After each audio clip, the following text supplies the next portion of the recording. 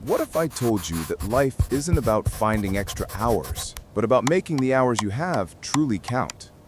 Life is short. We hear it all the time, but we often act like we have endless time. The truth is, the average person only has 30,000 days in their lifetime. That's it.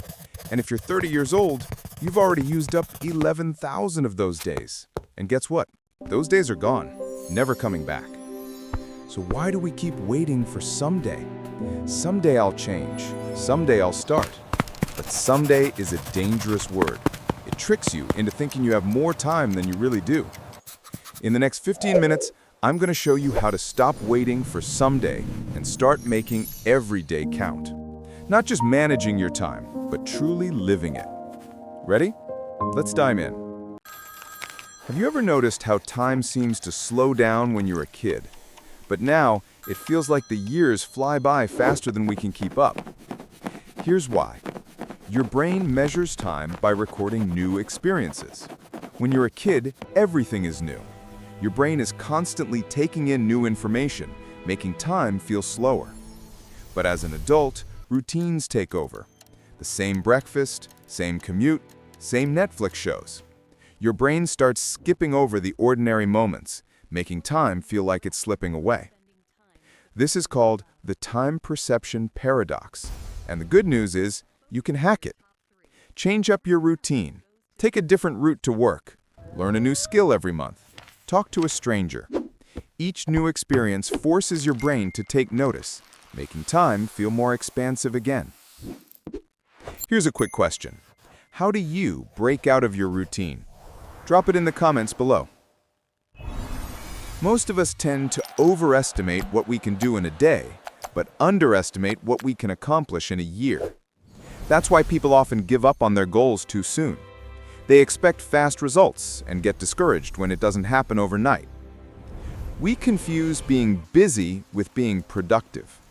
We fill our days with tasks that seem important, but they don't really move the needle. Here's a powerful tool, the deathbed test. Imagine you're 90 years old, looking back on your life. Will you care about that extra hour spent at work? Or will you regret not spending more time with the people you love? Once you think about it that way, priorities become crystal clear. Successful people understand this truth. It's not just about knowing what to do, it's about knowing what not to do. Write down everything you want to achieve, then circle your top 3 priorities. Everything else goes on your avoid list. Simple as that. The real trick? Eliminate the non-essentials. Social media, busy work, and constant distractions steal your attention. Guard your time like the precious resource it is. Let's talk relationships. Think of them like bank accounts. Every small interaction is either a deposit or a withdrawal. A sincere compliment? That's a deposit. Being late to every meeting? Withdrawal. Just like in a bank, you can't make withdrawals if you haven't made enough deposits. Most people think that big gestures, like expensive gifts or grand celebrations, are what matter most in relationships. But the truth is, it's the small, everyday actions that really count. Sending a random text to check in, remembering the little details, being there for someone when things get tough. Here's something counterintuitive. Shared suffering builds stronger bonds than shared pleasure. Going through challenges together creates deeper, more meaningful connections than just having fun. Now, think about your own relationships. Who's someone you need to reconnect with today? Tag them in the comments below. Your best career opportunities aren't where you think they are. They're often one step outside your comfort zone. This is what I call the adjacent possible, the sweet spot between what you already know and what you could know. Here's a huge career mistake people make. Optimizing for money too early. In your 20s and early 30s, optimize for learning. Every new skill is like a lottery ticket for future opportunities. Money follows knowledge always. Forget the traditional career ladder. Modern careers are more like jungle gyms. Move sideways, diagonally, even backwards sometimes. Every move builds a unique skill set that makes you irreplaceable. The trap? Staying in a comfortable job for too long. The longer you stay in a role you've outgrown, the harder it is to leave. Remember, procrastinate productively. When you avoid one task, channel that energy into learning something new. Sometimes your procrastination projects reveal your true passion. Let's talk health. Health isn't just about living longer, it's about having the energy to truly live. Would you rather have 8 energized hours or 12 drained hours? The choice is obvious. The energy you bring to your day matters more than the hours themselves. And don't fall into the trap of thinking, I'll sleep when I'm dead. Sleep isn't just rest, it's your brain's superpower. Without it, your decision-making is as bad as being drunk. And we all know how important making the right decisions is, right? Here's a quick hack.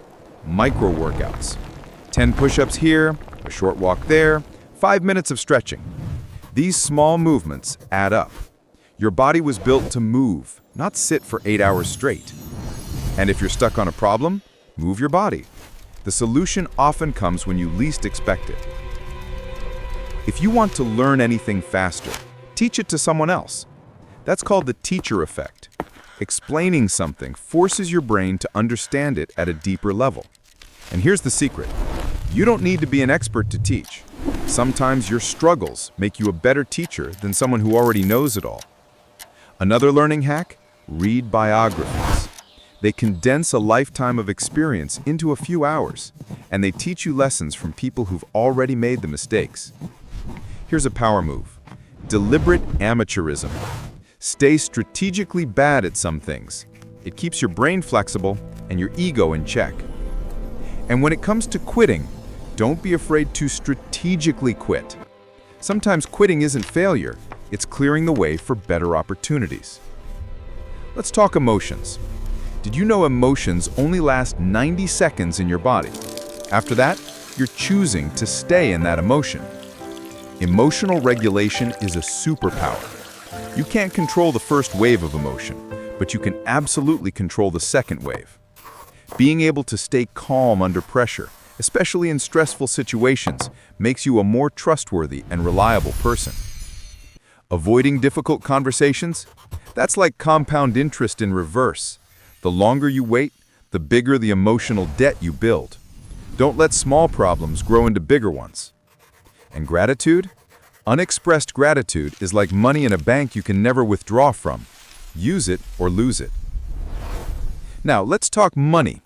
It's not just about the numbers in your bank account. It's about your freedom. The freedom to spend your time how you want. Here's a truth most people miss. Making more money often makes you poorer in time. As your income grows, so does your lifestyle. Bigger house, fancier car, longer commute. Suddenly, you're working harder than ever to afford a lifestyle that doesn't give you any more time. Lifestyle inflation is like running on a treadmill. You're moving fast, but you're not really going anywhere. Smart people don't buy things, they buy experiences. Experiences appreciate in value, things usually don't. The ultimate financial skill? Building margins. Living below your means isn't about restriction, it's about creating space for opportunities. That space, that's your ticket to real wealth. Creativity doesn't just happen. It's like turning on a faucet.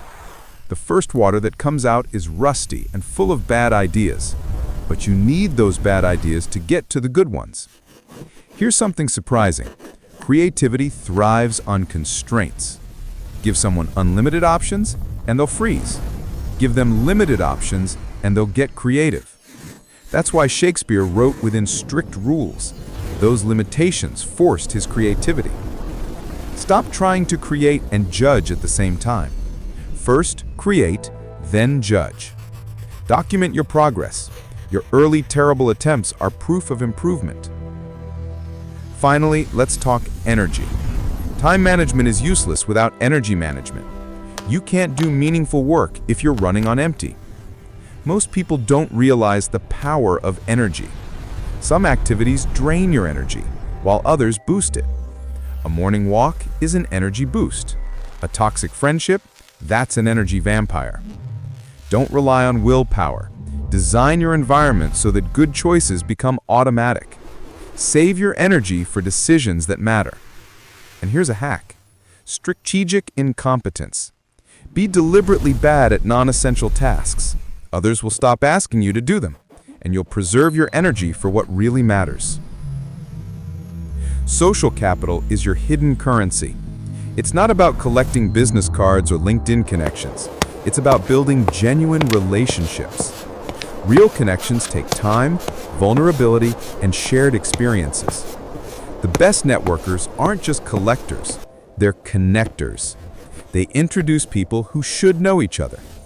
Strong relationships are built in the small moments: a quick text, a coffee chat, a genuine check-in. Build your community before you need it, because when you need it, it's too late. Mental models are your brain's shortcuts for understanding the world.